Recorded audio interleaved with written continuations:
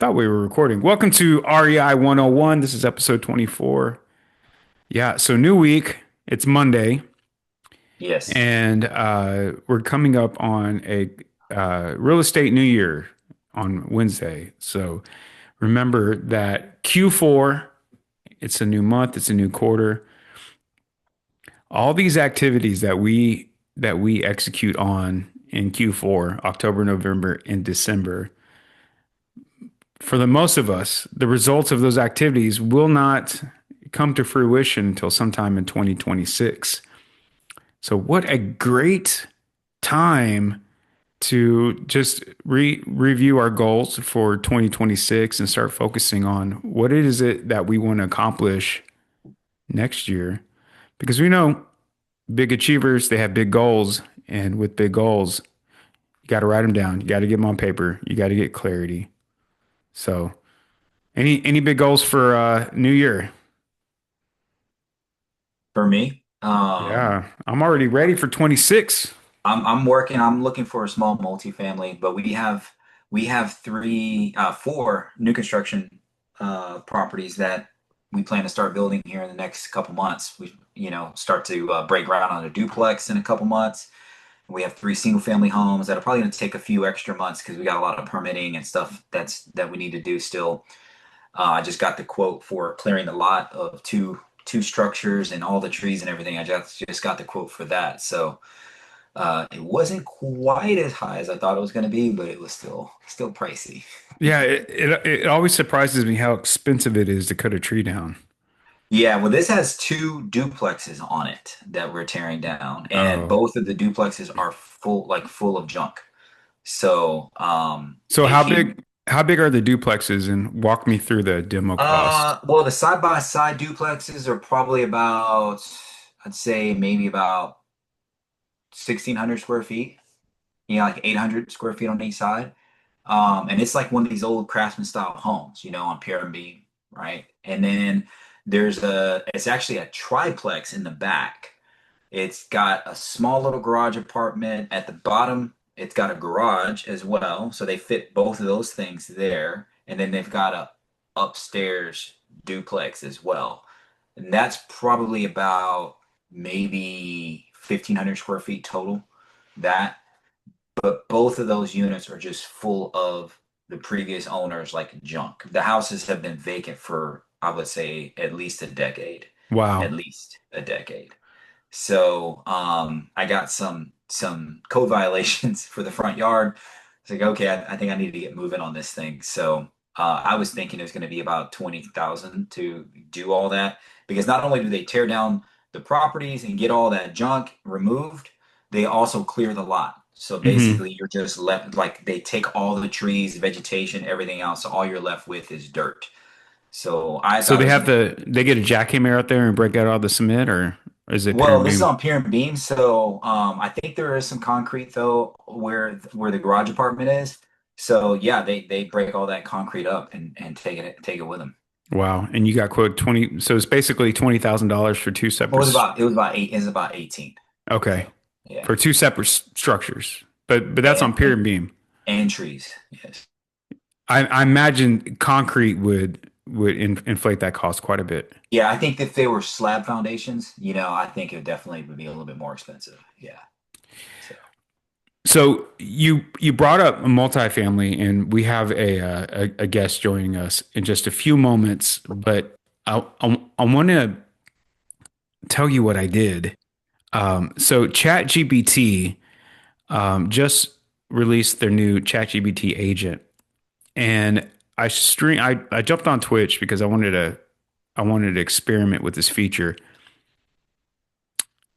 What happened in my life yesterday was revolutionary. okay. Let me explain. So here was the prompt. I'm a real estate agent. So as an agent, first of all, I'm like, let's test this out. Let's throw them something easy. Go on HAR, log into my account, into Matrix, and I want you to do a search in the Houston market for all multifamily properties between 8 and 16 units. And I want you to organize them by ask price per door. And then it brings up a browser and the robot's like logging into my account. Of course, it lets me type in my own password. It logs into my account. It starts clicking around on stuff and it figures it out. Like it like just like figures it out. So it knows how to get into the matrix from your login page? Yeah. Really? Yeah. And then it started like running searches and it found searches. And I'm like, so it took a couple of minutes to do that because there was a little bit of trial and error. Because it would sometimes it would click on the wrong link and be like, oh, this is obviously the wrong link. Let me go back and click on the right one. Here it is. I found the right link. And it's showing you the internal dialogue, the entire. And then I said, I want you to evaluate this list of properties and based on market rental rates in each specific submarket, I want you to tell me which are the best deals. Bro, it started opening like multiple tabs, going to like websites that I had not even heard of, but also like Zillow and Homes and just doing different. And it was like based on the market rent, this is a one of them. It thought it would be a 20 cap. That's if it was actually getting the market rent and it didn't need any improvements or anything like that. And it just, Yeah. man, I started using it for so many different things. It was wild. It was able to get into Crexy and find RV parks and larger multifamilies. It was able to do evaluations. It's able to do an evaluation on a property and then send you the evaluation. It's able to Huh. email you. So pretty stinking Hey, Aaron, wild. I think I sense another REI 101. I want to see this in action. Well, I'm so glad you brought that up because next Monday is our deal analysis Monday, and what my idea is, let's experiment with the AI agent, and let's see how creative Yeah. we can actually be. That we Yeah, and can maybe we can get like some input from the people that are watching that day, like to add maybe some criteria, or what would they be kind of looking for? What would they consider? Because not everyone's idea or criteria for a good deal is the same, for everyone, right. right? So I think that would be fun. Okay, Well, cool. at the end of the day, we all have the same criteria. What makes the most money in the least amount of time with the least amount of effort? Yeah, yeah, yeah. Awesome. Okay, cool, man. I'm writing some notes here because now my list is growing on things to do. Yeah. So So that's chat GBT agents on there. agents. So yeah, Yeah. chat GBT, you got to be in agent mode to do that. And then All right. you can have it book you your trip to Disneyland and then have it evaluate some multifamily properties for you. Yeah, Find I'm gonna have to some find it. so it's Okay. whatever you can imagine. So welcome to episode 24 of REI 101. So we're talking about buy buy a million. We're looking at the 17 issues of own a million. So we just want to welcome everybody here. We see some familiar faces, some good friends here. So the focus of this discussion is what happens after you acquire those properties? How do you hold those properties? How do you grow? How do you grow your portfolio and manage properties for long-term wealth? So we know some people are buying and holding. Of course, everybody wants to flip, but I don't know a lot of people right now that are flipping houses like they did in the old days at a high level. I think the people that are winning, correct me if I'm wrong or if you see something different, Albert, but the people that are winning right now are holding on to a lot of what they have. Am I wrong? Yeah, I mean, well, I see people that are flipping. The people that seem to be making the most money or doing the best on in flipping right now are those that can do it at volume, so that they're able to keep their costs low. Hmm. And because of the number of referrals and leads they get, they can kind of pick and choose the best deals, So those onesies and twosies, those mom and pop flippers out there, they can't take a lot of risk, right? So they're lowballing a whole bunch of homeowners and not really getting any deals, right? But Right. you got these guys that are doing it at volume where, hey, if we're in and out in 2 or 3 months and we can make 30K, let's go, Yeah. right? these mom and pop guys aren't taking 2 or 3 months. We're taking like 6 months, 9 months to get it done. Yeah. And by that time our costs have ballooned, right? And then the market has shifted, so over that period. So I know a couple flippers, 2 or 3 flippers that are doing volume. I'm talking like they're closing on 2 or 3 deals a month, Austin. Hmm. They're flipping 2 or 3 properties a month. So for them, their only criteria is I need to make 30K, Right. period. You Right. know? So that's where I'm seeing people make more money. Obviously location is super important. They're buying right, they're not overpaying, like I mentioned before. But they're getting a ton of referrals and leads coming in because of, their presence, in this community Right. and people just sending them Yeah. Yeah. So So yeah. I think the volume thing is a critical component to consider. I always try to tell, I educate our investor clients is you don't win games by hitting home runs. You got to just Mhm. get on base. Like if your focus Absolutely. is hitting home runs, you're going to strike out a whole lot. But if you Yeah. focus more on getting on base, and so yeah, I think you're right. It's the volume. Yeah. Um, Especially if you're a new investor, right, Austin? I think a lot of new investors, me included when I was new, is, you kind of wait for like these perfect conditions. You know, you don't want to lose any money. Obviously, none of us want to lose any money, but we're looking for that home run. We're looking for that grand slam. You hit the nail on the head, right? It is, especially if it's your first deal, mhm. be be like understand your numbers, working with the right team, don't overpay, get the right budget, right?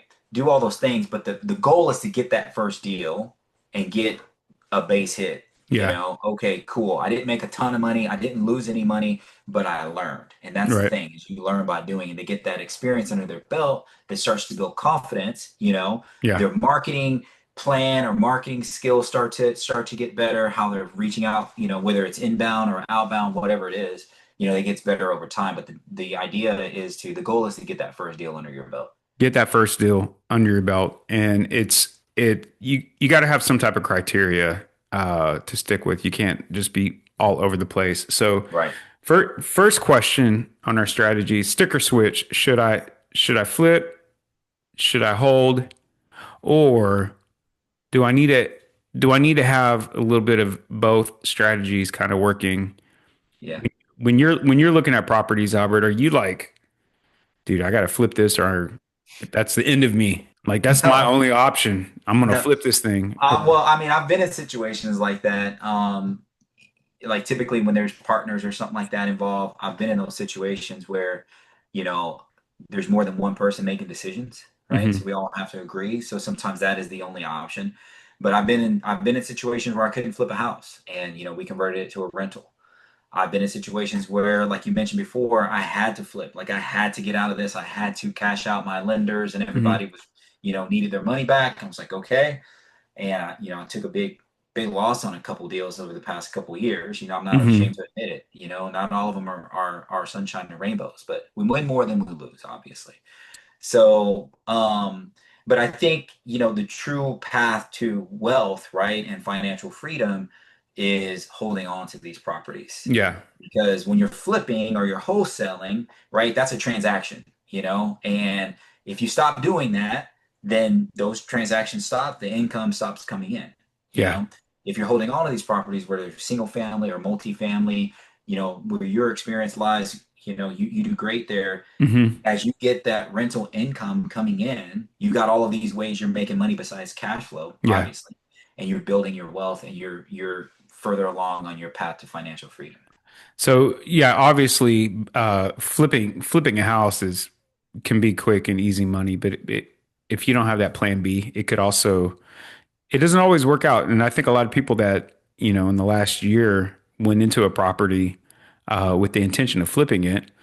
Hmm. I think a lot of people found out that um, when the market is trending downward, it's not like it was back in 2020, 2021, Right. where you could buy something and make 40, 50, 60 grand off a flip that I only mean, needed like, back then, Austin, it was if your project went a few extra months over on your timeline, great. It just appreciated another 10%, you know? yeah, in that time. So that's not to say for new investors, flipping properties can be a good primary strategy, and that could be your guiding light. So we're talking about the guiding light, your criteria that you use.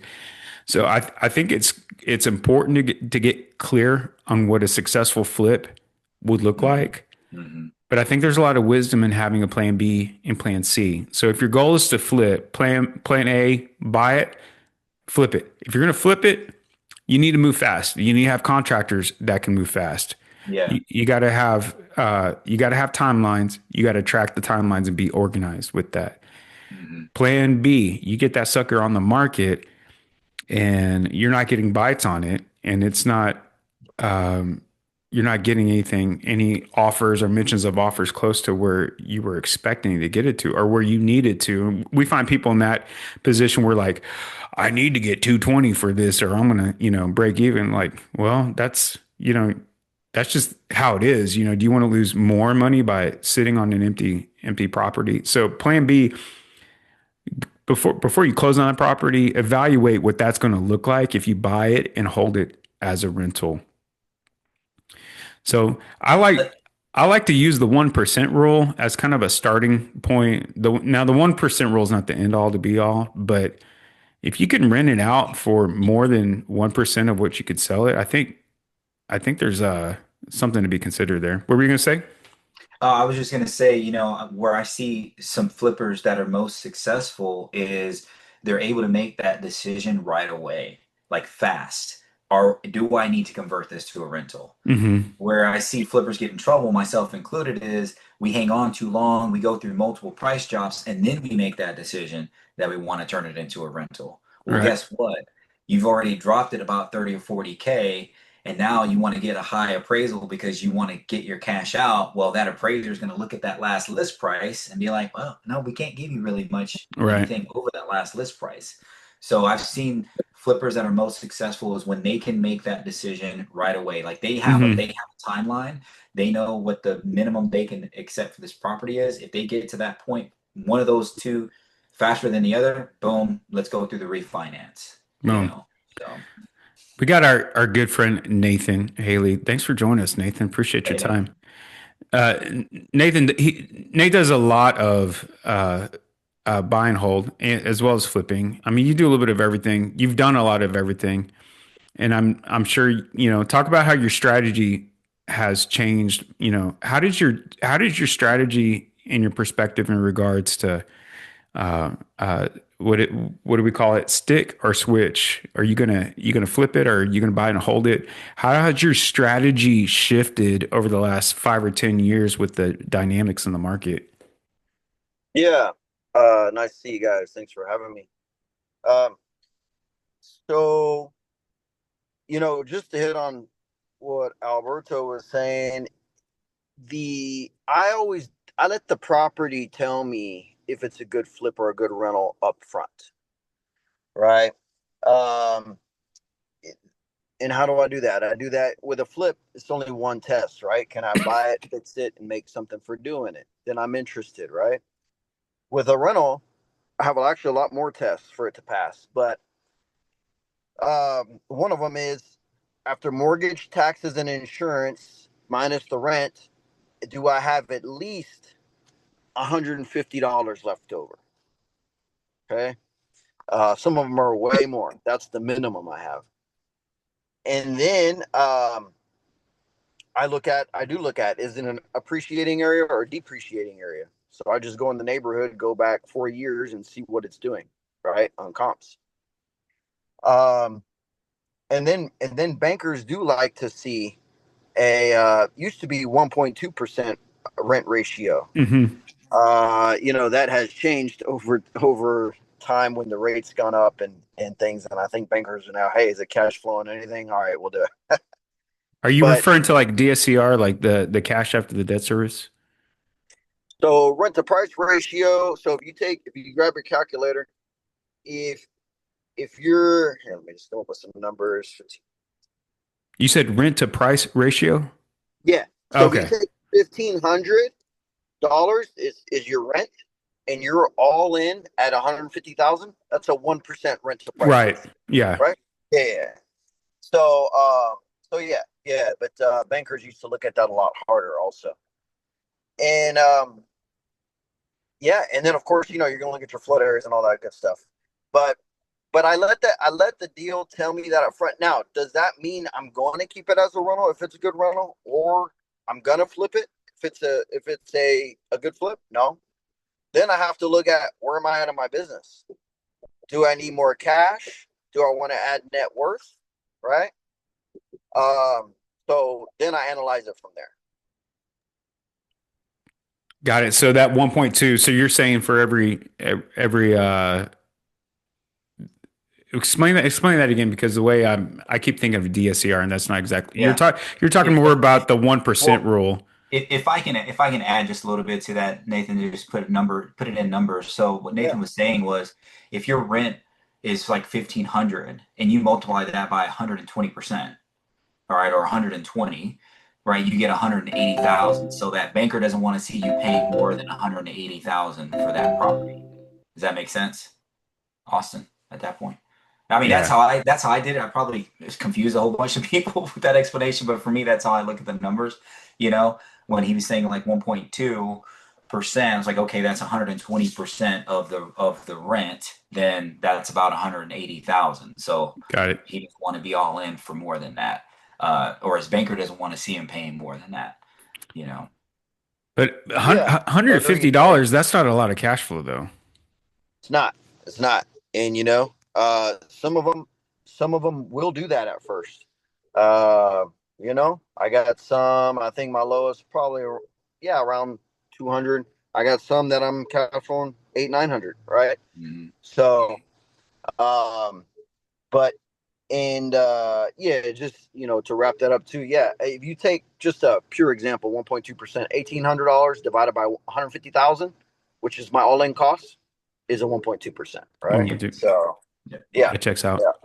yeah, And yeah, I'm so glad you brought up market trends. So are you looking more like inventory trends or average sales price per house trends? Like talk a little bit more about what type of market trends you're following and also how broad are you looking? Are you looking like at the school district, the zip code, the county? How dialed in are you with those trends?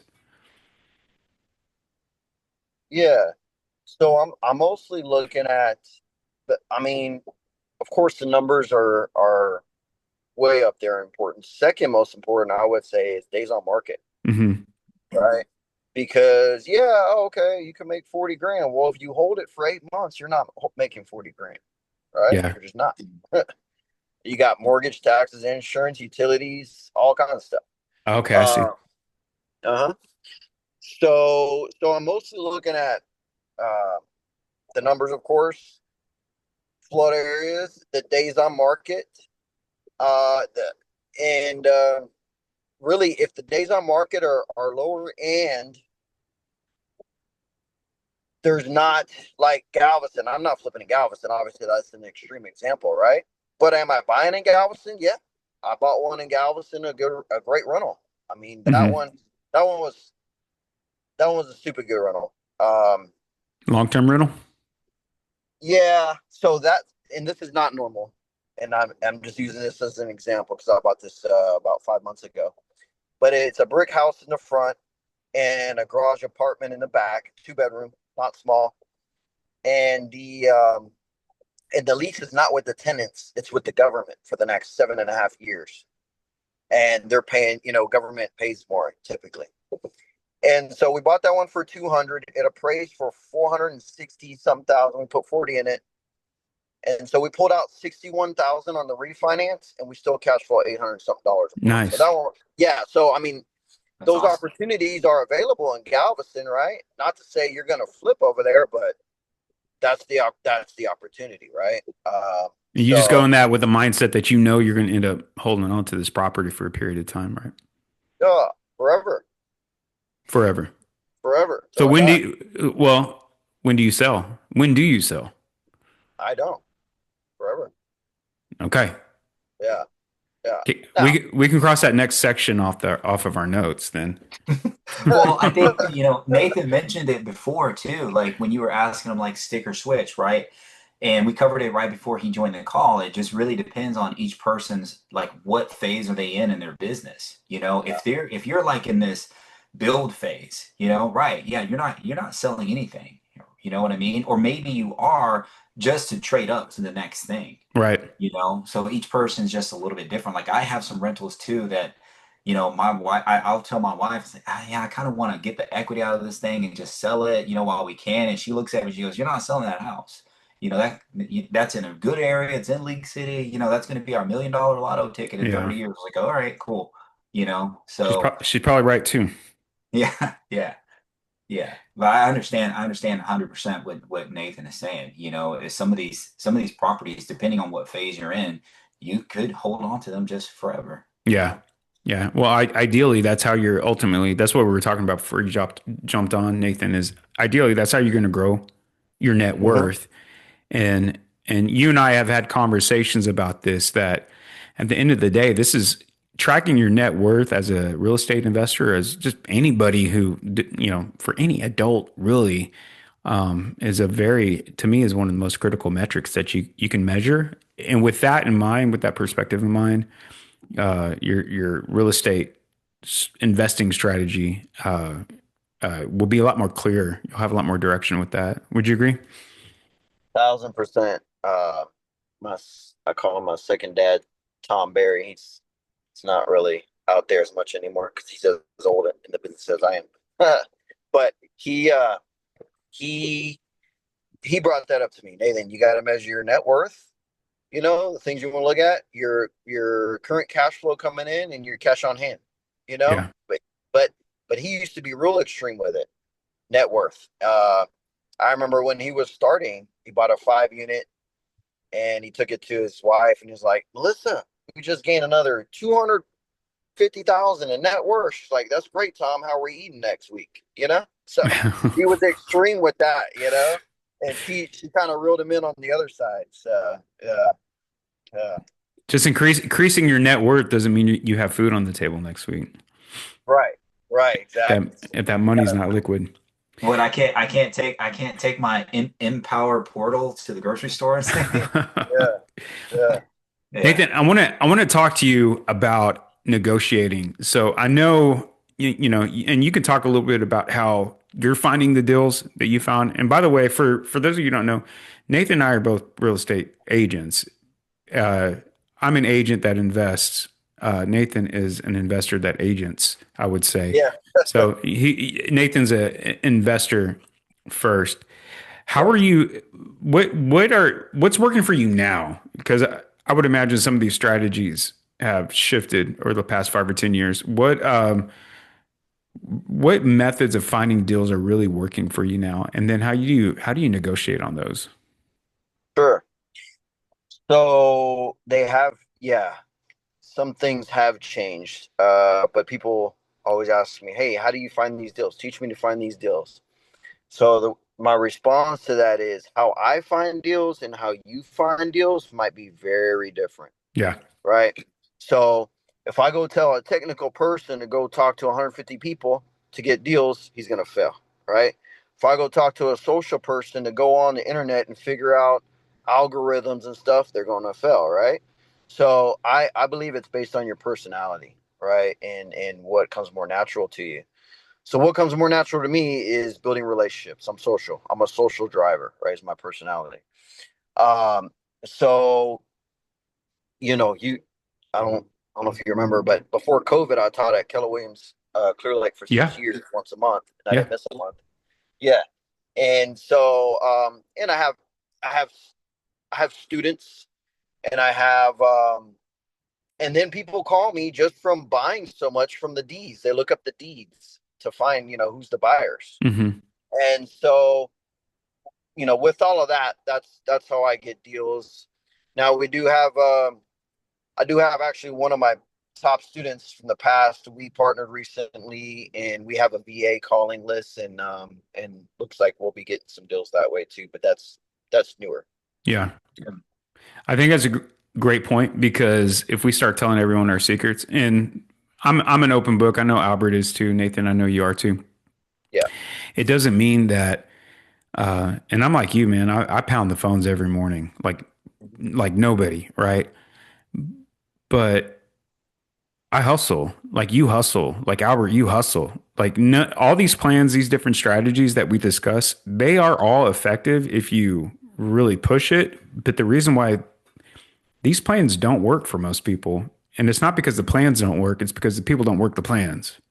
And I think that's Yeah. critical. Like being intentional with the relationships, like you're doing. Like that's that's that's critical. That's important. Talk to me about negotiate. So you find a deal. What is your approach on getting Mhm. the best? I mean, is it a good deal when you look at it, or do you look at it and say, "Hey, I'm gonna turn this into a good deal"? Well, I always say I'm not looking to convince people to sell their property at a discount to me. I'm not. I'm looking to help the people that really need my help for whatever reason. There could be lots of reasons, right?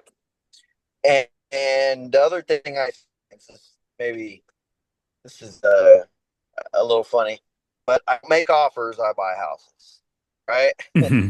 And so what does that mean? That means people are like, hey, make this. Hey, what would you pay for this? What would you pay? I'm like, and I just tell them, I say, I've been doing this 18 years, done over 1,000 deals. It's like 90 some % of the time, if I make an offer, it doesn't work. And I think it just comes back to psychology. That's my number. I want it for $1, right? So, um, so what's more important is what does the seller want, Hmm. right? So then when I can get a number from them, then I can go and I'll just tell them I'll go back, see if it works. No big deal if it doesn't. Um, and if it doesn't, then I'll tell them the range I'm in.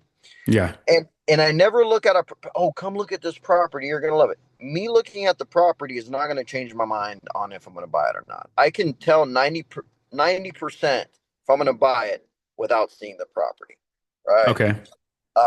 So but I ask the right questions, right?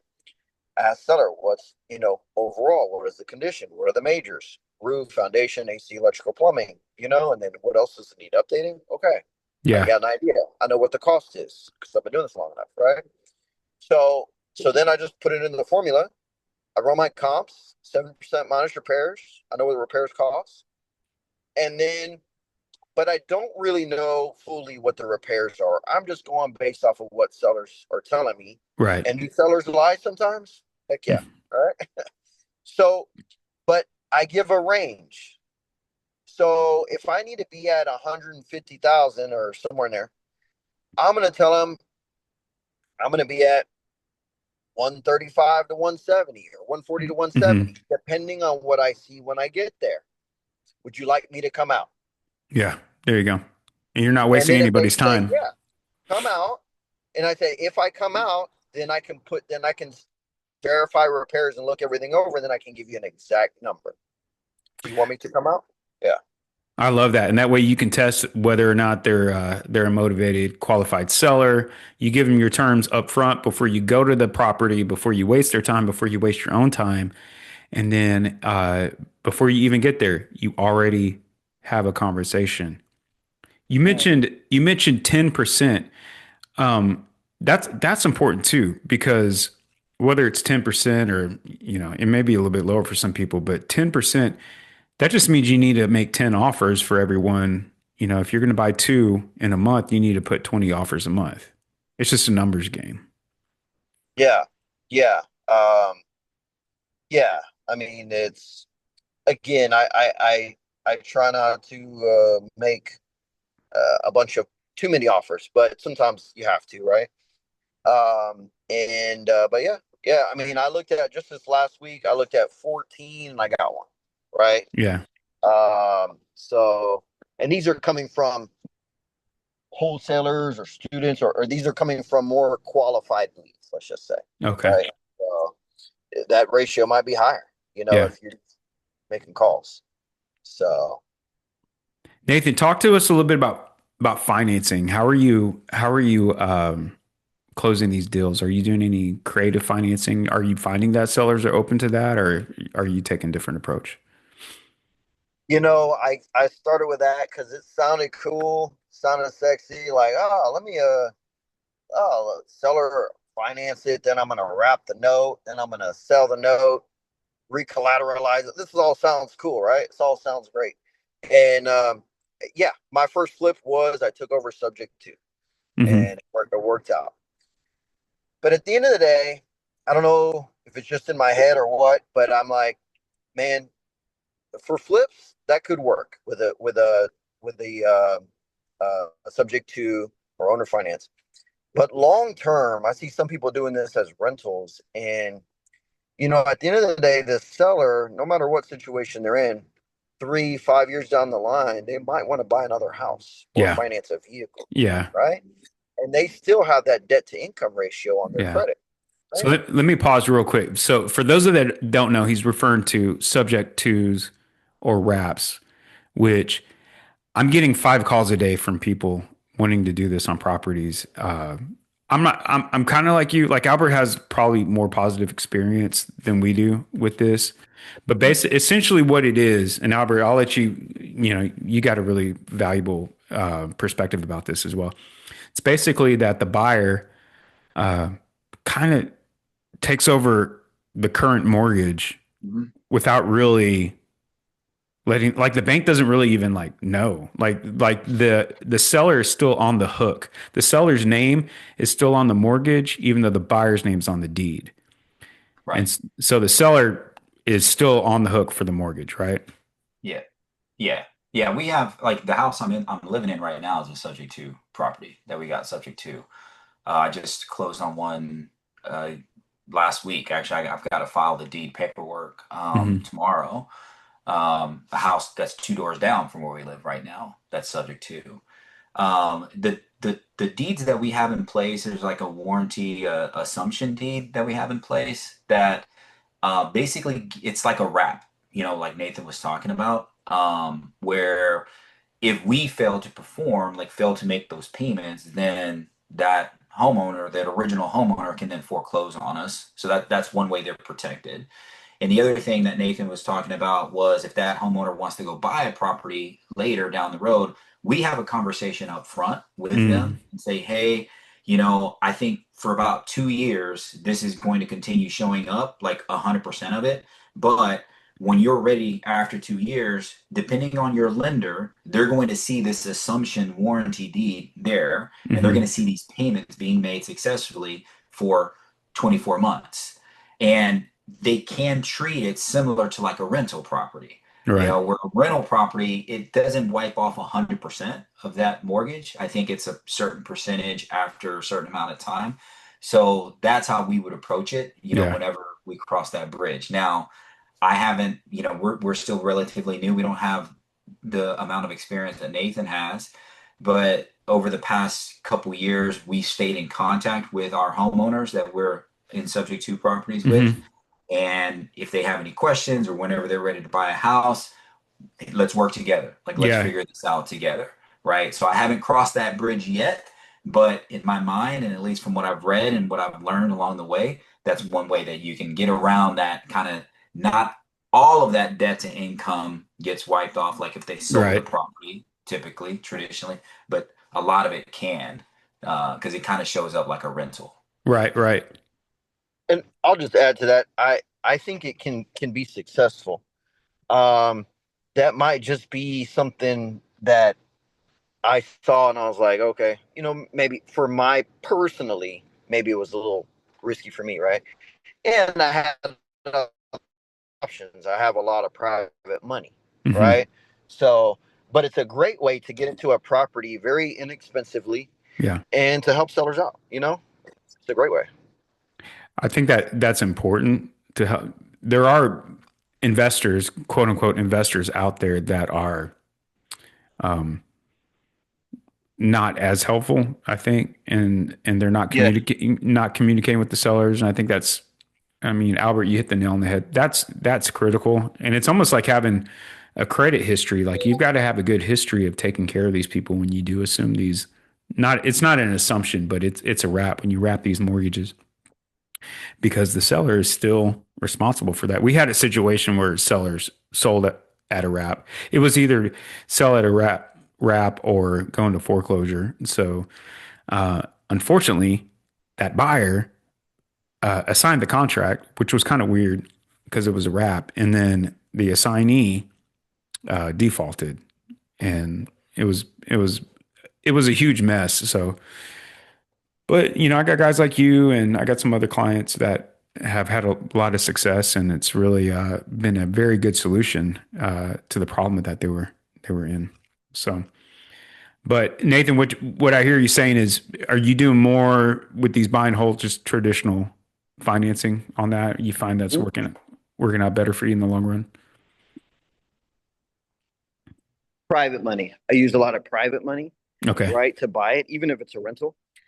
Because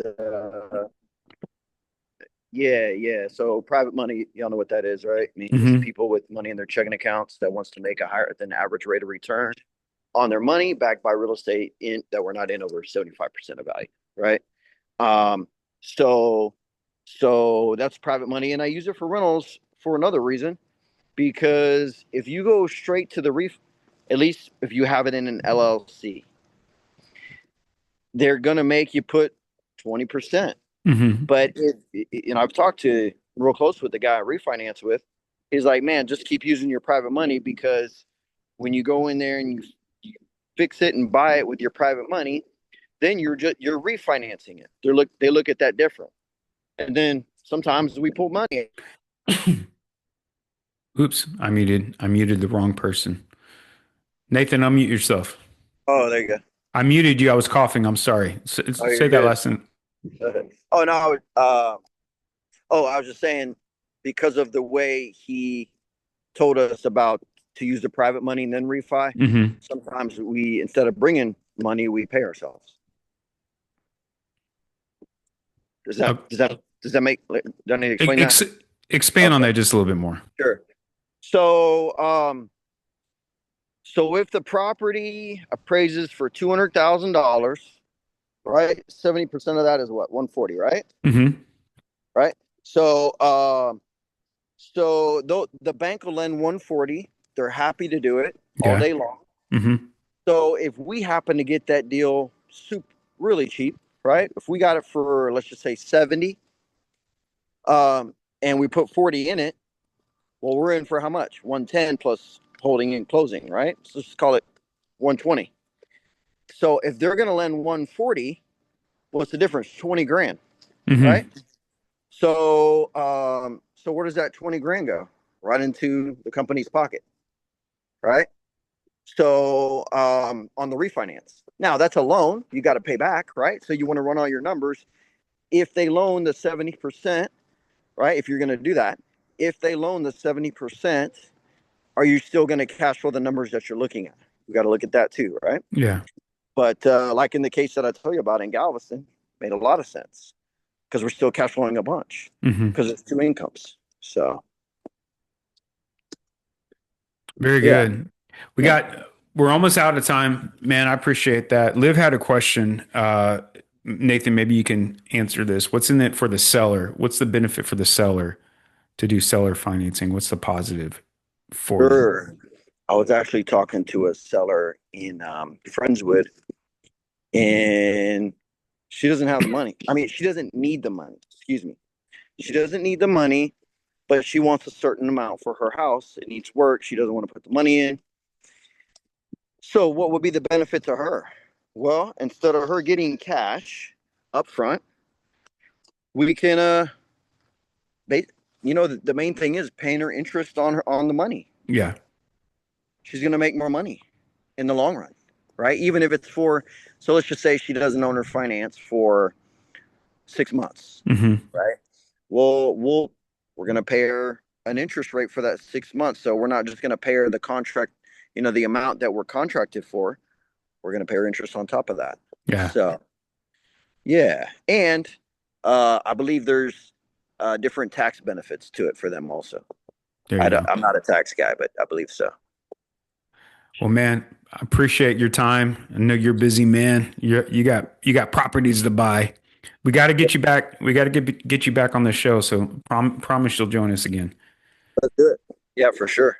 Albert, Yeah. any final words, or if anybody wants to come off mute and ask any questions, you can right now. Yeah, I mean, I just want to thank Nathan again too for his time. I do know he's busy. He's I see him online all the time, standing in front of properties and just closing deals. I think that's awesome. I think it's great when we bring people on here that are doing it right. We talked about that last week. There's a difference between a guru and a duru, right? Gurus are out there that are bringing all this value to people and just pouring into people because they're actually taking action and doing it. I love that. I Yeah, appreciate your time, Nathan. I would love to have you back again, where we can just kind of maybe dive into a couple of your deals. I think people on this call would love to see that. that'd be great. Yeah. Nathan, have a great day. Everybody, thank y'all so much for being on the call. This will be on YouTube and Facebook, so make sure you like, subscribe, and hey, join me tomorrow. I'm going to be doing a deep dive into some multifamily deals. So